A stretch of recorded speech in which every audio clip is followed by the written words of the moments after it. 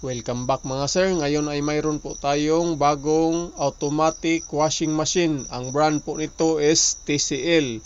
So ito po siya is 8.5 kg. So ngayon sa may mga taong may bago na katulad nito at hindi nyo alam kung paano ito i-operate at tinamad nang bumasa sa manual, so dito tayo mga sir, step by step kong ipapakita dito kung paano po ito i-set up. So tanggalin ko lang muna tong kanyang mga tali para mabuksan natin itong unit. Yan. So dito mga sir is meron pong plastic. Mamaya ipapakita ko sa inyo kung saan ito at kung paano i-install. So ito na mismo ang kanyang unit. Buksan natin. So ito po ang kanyang hose para sa supply ng ating tubig.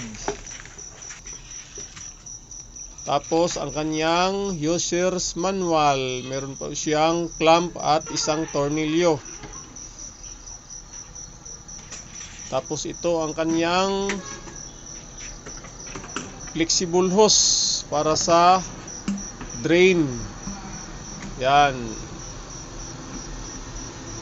So tip ko sa inyo mga sir, wag nyo itong gawing stand, itong kanyang styrofoam na dati sa kanyang sisidlan dahil masupukit po ang kanyang motor. Kailangan po well ventilated po ang kanyang motor. So kailangan nakaapak lang po siya direkta sa sahig.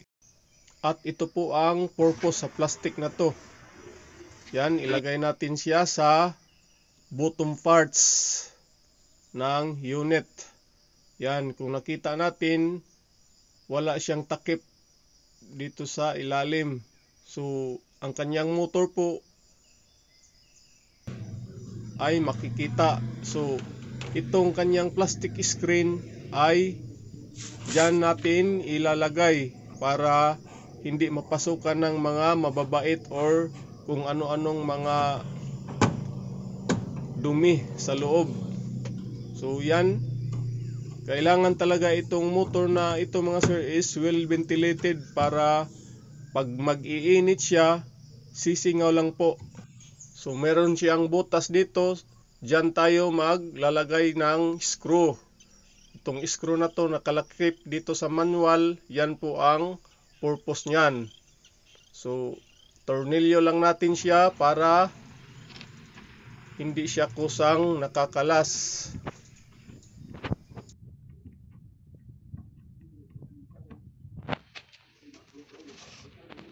So yan, ayos na yan.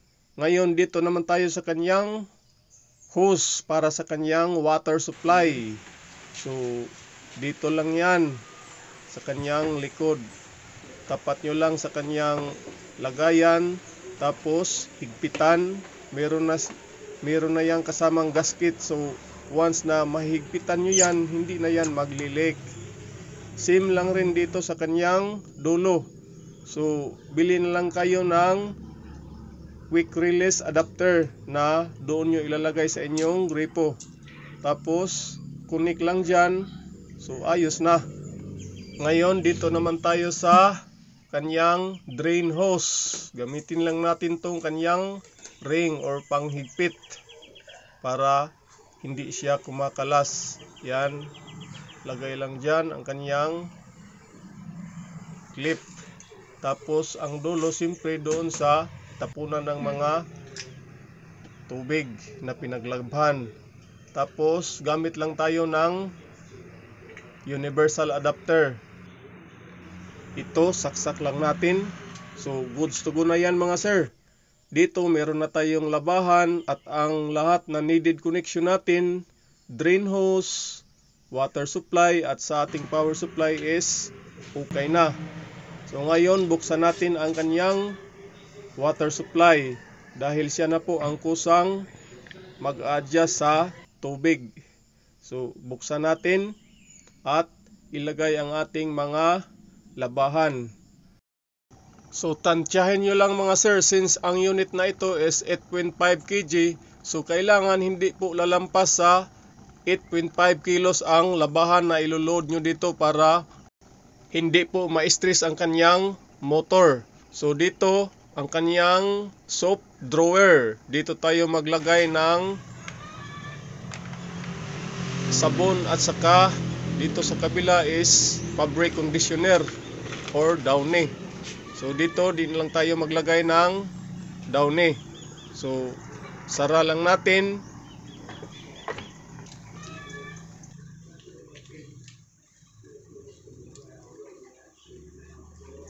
Ngayon power on natin. So dito sa kanyang program mga sir is dito po tayo mag-select kung anong klaseng labahan ang ating niloload sa ating washing machine. So dito meron po tayong 8 pagpipilian dito sa kanyang program. Standard, blanket, delicate, quick, curtain, baby, drum drying at drum clean. So dito pumili tayo ng number 1 or standard dahil halo-halo po ang ating labahan. At dito naman sa water level, siya na po ang bahala dyan. So play tayo.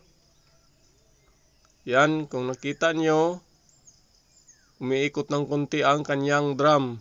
Parang tinatansya niya kung anong klaseng labahan ang nandun. So, sa standard program po, 51 minutes po ang kanyang duration ng paglaba. Yan, lumalabas na po ang kanyang tubig. At dahil na-play na po natin ang ating labahan, pwede na natin yang iwan. Babalikan na lang natin sa after 51 minutes. Pwede tayong mag-asikaso sa iba nating gawain sa bahay. Anyway, pag matapos naman ang 51 minutes na to na kanyang process sa paglaba, mag-a-alarm naman to at kusang nagpa-power off ang mismong unit. So yan, patuloy po siyang naglalagay ng tubig. At take note mga sir, habang naglalaba kayo, wag nyong papatayan ng water supply ang inyong tubig doon sa inyong gripo. Palagi lang yang nakabukas dahil siyara ang kusang magdagdag at magbawas ng tubig. At ang importante mga sir, kailangan malakas talaga ang water supply sa inyong bahay. Dahil pag mahina ang water supply nyo, hindi po siya aakyat dito sa kanyang pinaka dadaluyan ng tubig at pwedeng mag-alarm po ang machine. At halimbawa nakapag-play na kayo at gusto nyong dagdagan ng detergent or Downy ang inyong labahan, i-post nyo lang po. Tapos bukas sa kanyang takip. So bali pause and play lang yan mga sir. So ngayon nasa 11 minutes na po ang kanyang paglalaba. So dito nakita natin na nag-wash po ang kanyang process. Itong nakita natin na nag-blink-blink, yan po ang kasalukuyang process niyan, wash. So nasa 40 minutes na po ang remaining time.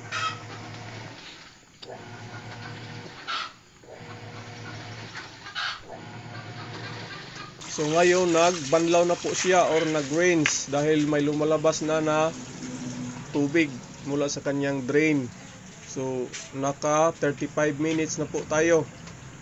34. Yan. Naglalabas siya ng tubig tapos nagdadagdag.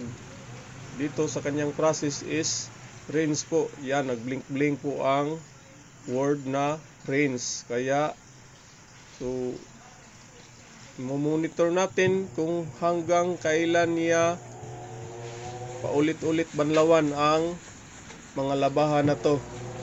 Yan, umikot po siya ng mabilis.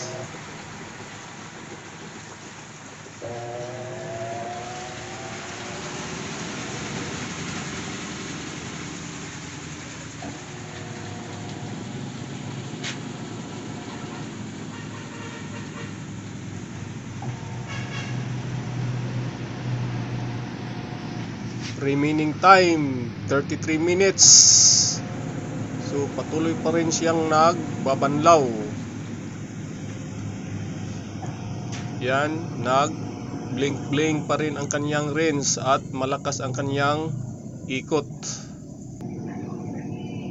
32 minutes, nag-rinse pa rin.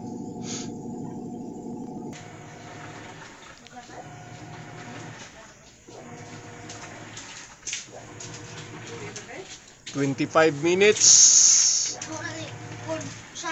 Nag-rinse pa rin. At nagdagdag ng tubig. So yan po, pang ngatlo na yata na nagdagdag siya ng tubig or nagpalit. So ganito pala ang washing machine na to. Nasa 13 minutes na lang po tayo. Rinse pa rin siya. So malinis talaga ang ating labahan dito dahil paulit-ulit niyang binabanlawan. Yan, nagdagdag ulit ng tubig. At nag-spin na siya. Palagay ko ay parang nasa patuyo process na po ito. 13 minutes pa rin. So ngayon nasa 7 minutes na lang po. At bumilis po ang kanyang ikot. Yan. So palagay ko nagpapatuyo na siya ng kunti sa ating mga labahan.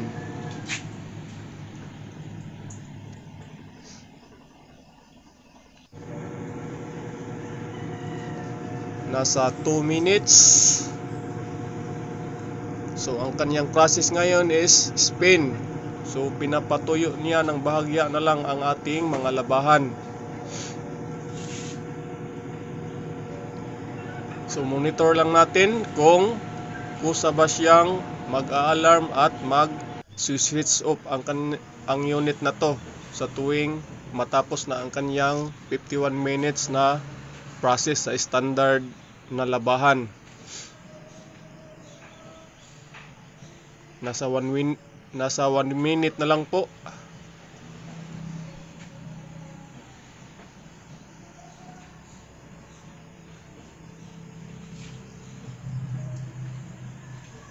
One minute.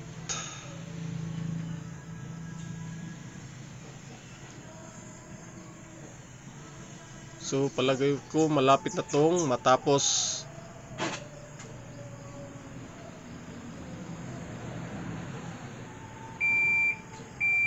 Yan, nag-zero na po siya at may narinig tayong alarm.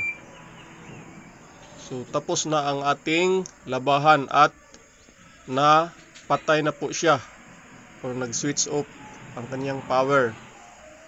Yan po kagaling ang ating TCL automatic washing machine. Ito po ang kanyang model at ang kanyang intended 8.5 kg na labahan capacity. So ngayon buksan natin para makuha na natin ang ating mga nilalabhan. So yan, parang tuyo na siya.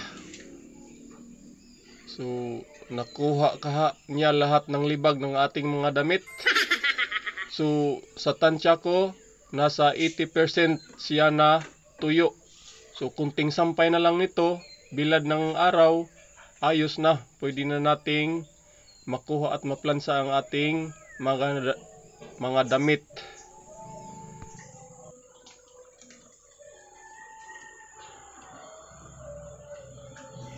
Since tapos na tayo naglaba, papakita ko sa inyo ang loob ng kanyang drum.